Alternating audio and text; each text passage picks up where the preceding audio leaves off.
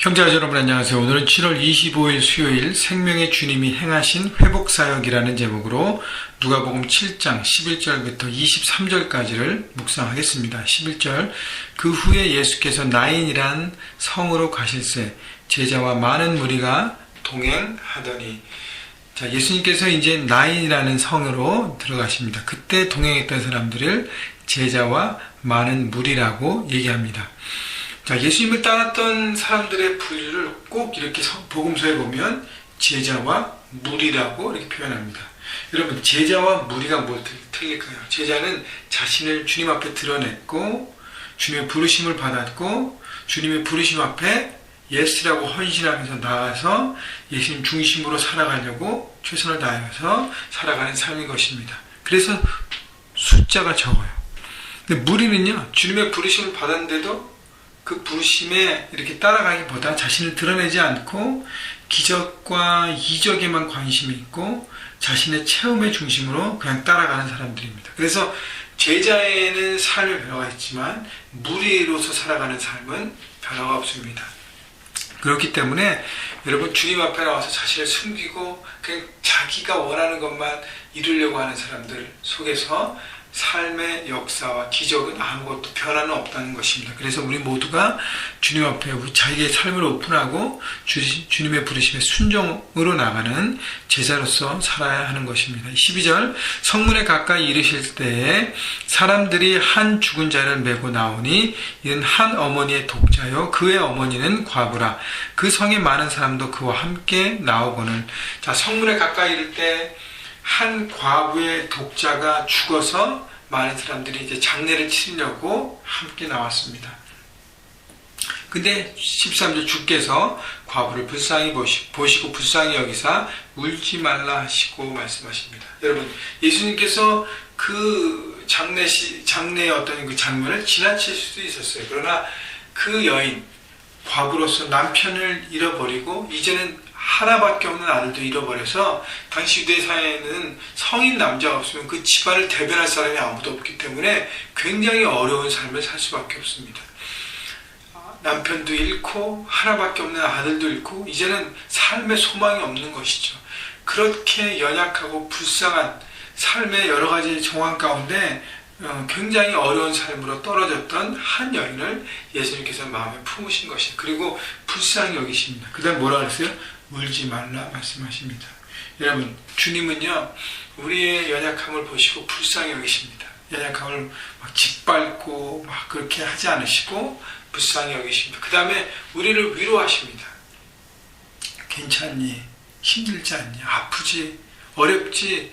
너희 그 삭제 때문에 많이 견디기가 힘들지? 라고 말씀하십니다. 근데 주님의 위로가 우리에게 파워가 있는 것은 힘이 없는 사람이 위로하면 아무 도움이 되지 않습니다. 물론 도움은 되죠. 같이 이렇게 마음을 나누니까. 그러나 힘과 능력이 있는 권위가 있는 능력이 있는 그 주님께서 우리를 위로할 때는 그 부분을 풀어주시기 위한 능력이 있으시기 때문에 그분의 위로가 우리에게 큰 위로가 되는 것입니다. 14절 가까이 가서 그 관에 손을 대시니 맨 자들이 서는지라. 예수께서 이르시되 청년아 내가 네게 말하노니 일어나라 하시매. 예수님께서 관에 가까이 가십니다. 아무도 유대 사람들은 죽은 사람의 관에 가까이 가지 않고 거기 대지도 않습니다. 왜냐하면 율법에서 그 부정하다 했기 때문에 죽은 시체를 만지지 않잖아요. 그런데 예수님이 가까이 가서 굳이 관에 손을 대시고 선포하십니다. 청년아 내가 네게 말하노니 일어나라. 이 장례식당에는 모든 사람들 안에는 죽음의 영이 가득합니다. 왜냐하면 이 아들이 독자가 죽었기 때문에 이웃들로서도 얼마나 안타까워요. 그래서 이 죽음을 바라보고 삶의 험함으로 어둠의 영이 휩싸여 있는 이 현장에 예수님이 뭘 말씀하세요? 죽음의 영을 쫓아버리고 생명을 불어넣으십니다. 주님께서 뭘 보여주시냐면 바로 내가 창조주 하나님인 것을, 하나님의 아들인 것을 보여주신 것이에요. 내가 사람을 살리고 죽게 하고 하는 능력이 있다는 것이죠. 그래서 주님이 생명의 영을 불어넣으시고 죽은 청년을 일으키십니다. 15절 죽었던 자가 일어나 앉고 말도 하거늘 예수께서 그를 어머니에게 주시니 모든 사람이 두려워하며 하나님께 영광을 돌려 이르되 큰 선지자가 우리 가운데 일어나 나셨다 하고 또 하나님께서 자기 백성을 돌보셨다 하더라. 여러분 삶 가운데 심적으로 이렇게 어두운 가운데 있고 막 여러 가지 문제 때문에 눌려 있고 그 모든 것들을 계속적으로 품고 있으면 여러분의 영혼이 상하게 되어 있습니다. 그때 주님 앞에 여러분 문제를 들고 나가셔야 돼요.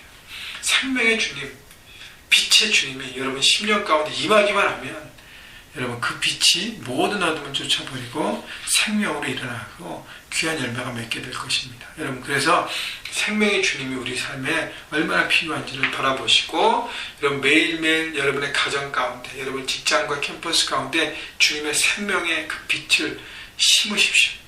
비추십시오. 말씀을 의지하고 주님을 의지해서 그때 놀랍게 하나님의 영광이 그 가운데 나타날 것입니다. 18절 요한의 제자들이 이 모든 이를 그에게 알리니 요한이 그 제자 중 둘을 불러 주께 보내 이르시되 오실 그이가 당신이 오니까 우리가 다른 일을 기다리리까 하매.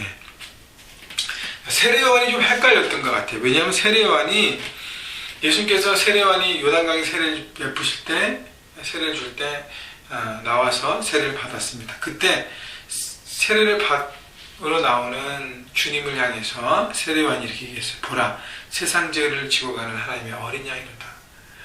그래서 세례를 받고 하는 주님과의 만남을 통해서 바로 그분이 자기가 준비했던 메시아임을 깨달았습니다.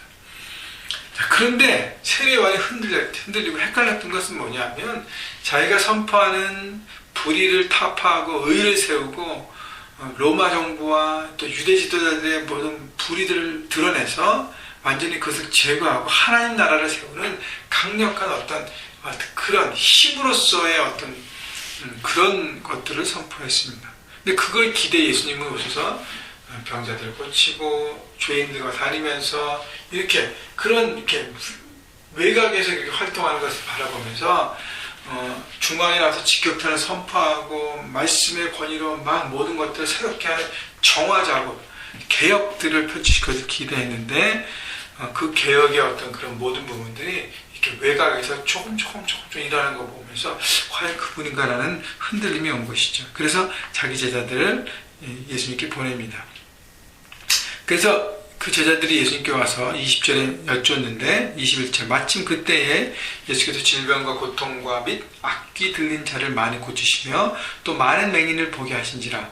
22절 예수께서 대답하여 이르시되 너희가 가서 보고 들은 것을 요한에게 알리되 맹인이 보며 못 걷는 사람이 걸으며 나병 환자가 깨끗함을 받으며 귀 먹은 사람들이 들리며 죽은 자가 살아나며 가난한 자에게 복음이 전파된다 하라. 누구든지 나로 말미암아 실족하지 아니하는 자는 복이 있도다 하시니라. 자, 주님께서 말씀하신 것은 가서 너희가 듣고 보고 한 것을 그대로 나누라는 거예요. 자, 예수님은 자신의 사역과 자신의 모든 것들을 꾸며지는 어떤 말씀이 아니라 그냥 현장에 있는 것을 보고 그냥 현장을 나누라고 얘기하는 것이죠. 여러분 그것이 바로 우리가 주님의 사명을 받은 제자로서 이 땅을 살아가는 모습인 것입니다. 우리가 주님을 소개하고 생명의 주님을 나타내고 그리고 전도하는 방법이 바로 이거라는 것이죠. 우리가 말로써 주님을 믿어야 합니다. 여러분은 죄인입니다. 생명의 빛이 여러분 삶 가운데 있어야 합니다. 여러분 삶은 무엇을 위해 살겠습니까?